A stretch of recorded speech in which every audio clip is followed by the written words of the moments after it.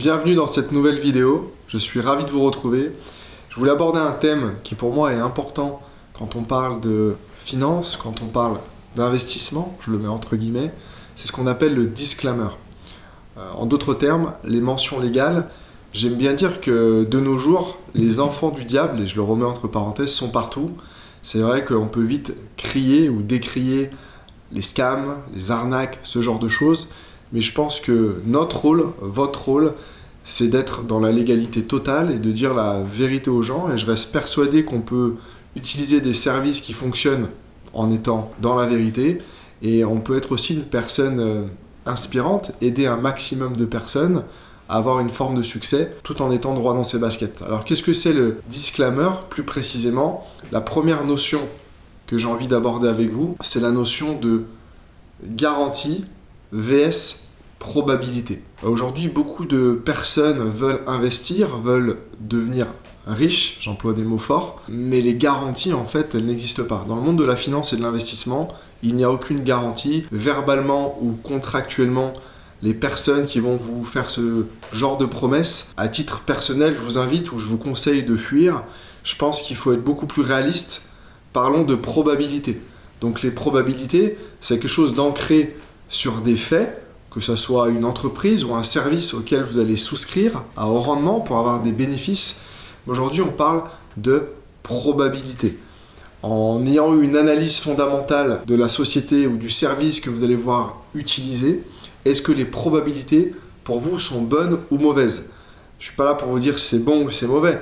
Je suis juste là pour vous dire que vous allez faire un choix. Mais quand vous allez faire ce choix-là en tant que tel, vous allez devoir l'assumer. Alors, encore une fois, on veut être riche, entre guillemets, pour avoir du confort et un style de vie et une forme de liberté, mais on n'est pas prêt à payer les pots cassés. Quand on parle de probabilité, ça peut aller dans un très bon sens, comme dans un sens moins bon. À vous de bien calculer ce que vous allez faire.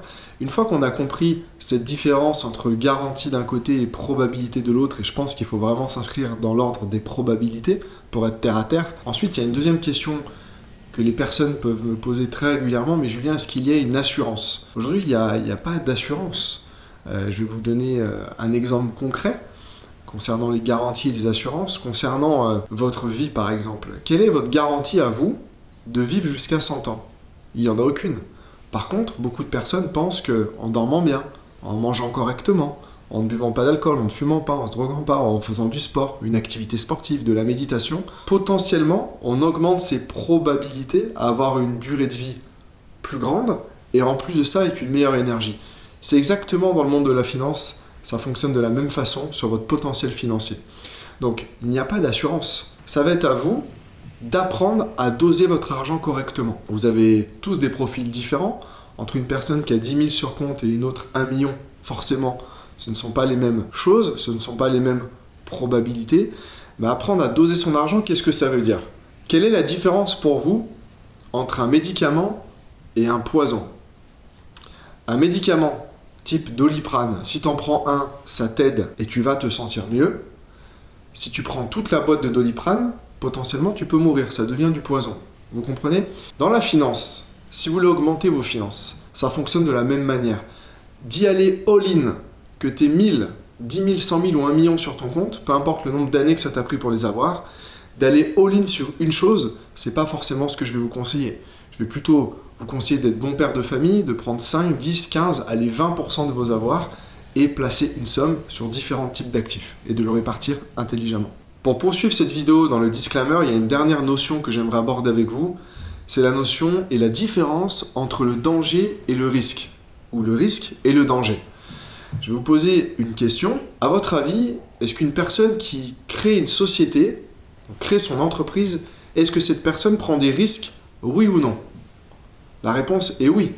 On est obligé de prendre des risques si on veut réussir, si on veut une forme de succès. L'objectif est de prendre des risques sans se mettre en danger.